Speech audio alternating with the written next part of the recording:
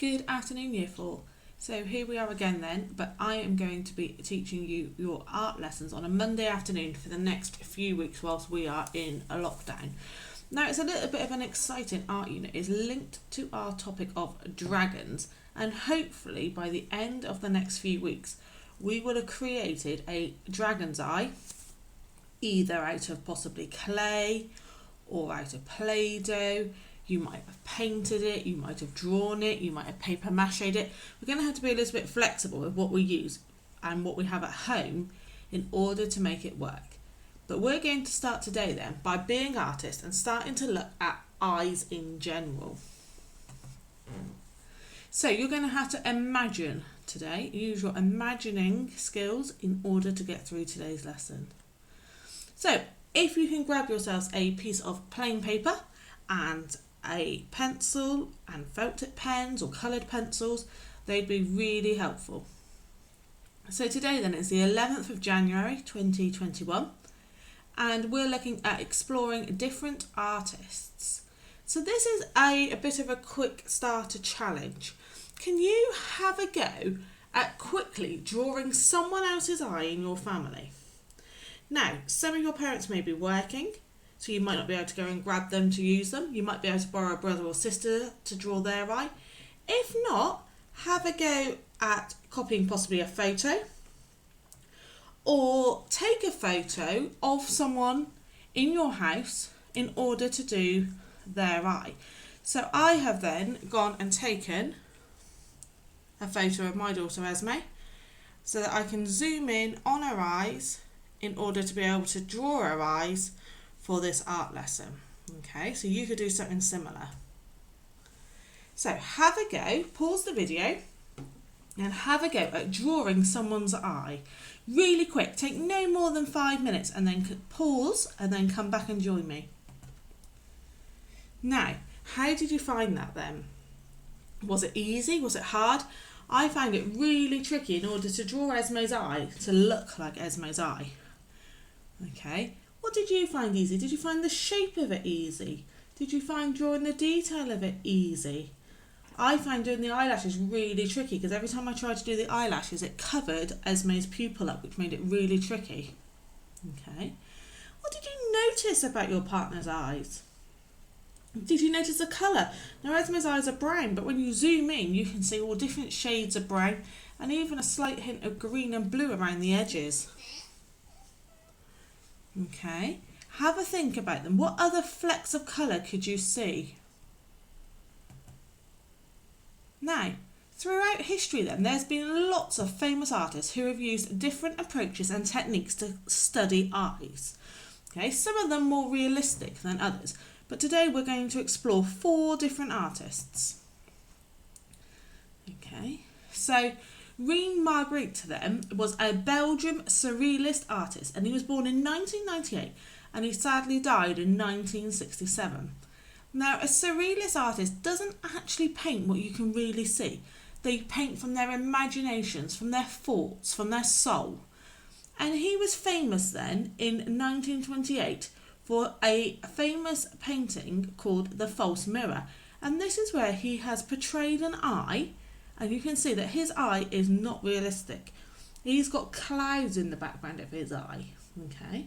And lots of people have gone on to experiment with his style and have produced similar pictures with possibly suns in the background.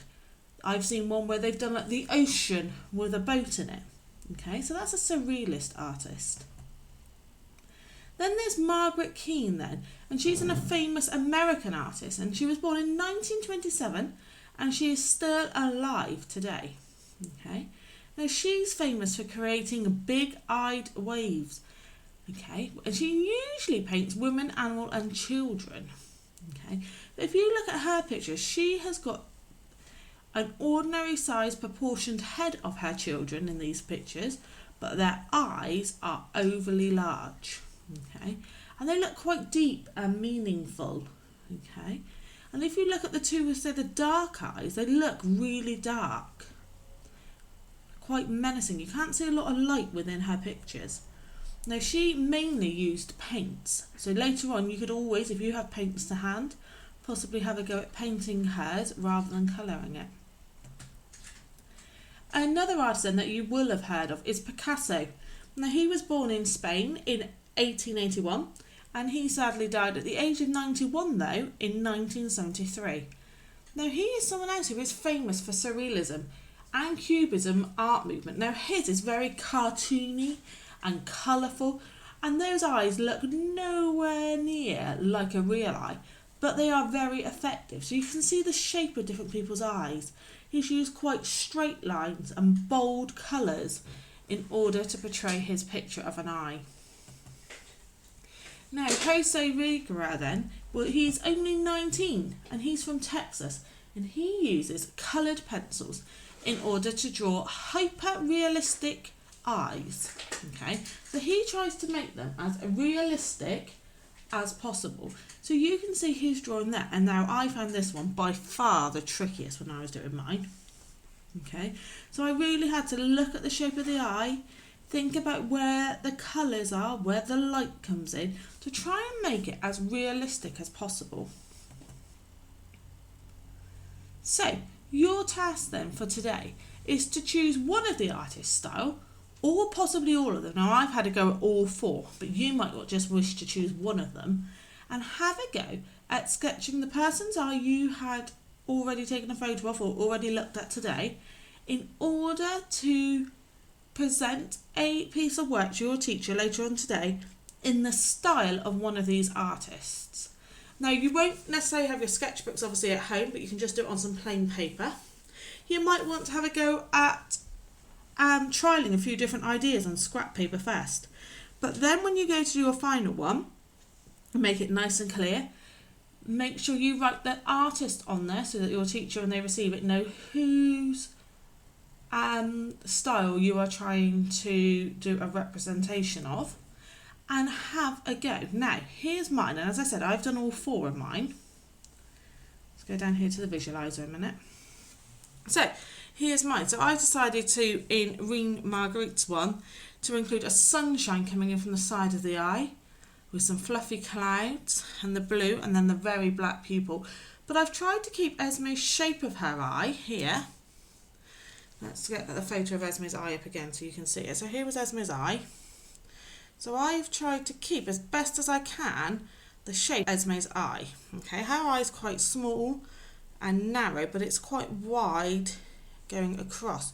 So I've tried to portray exactly the same shape here as best as I could, but I am no means an artist year 4. Then I've had a go at Margaret Keane's one then, and I've used felt tip pen to this. So she's got a black pupil in the middle, and then Esme's eyes are dark, so I've gone darker and tried to get lighter as I come out to the sides, and then had a go at trying to put her eyelash on. Now I found it really tricky because I kind of stopped about here, and then it looked like I'd just forgotten to finish, but now I've finished it, it doesn't quite look right either. So you can have a play around. I really enjoyed doing Picasso's because it was a lot more creative. So I've drawn her same shape again here, but then I decided to add a really straight top of her eye, but a rounded bottom of the eye.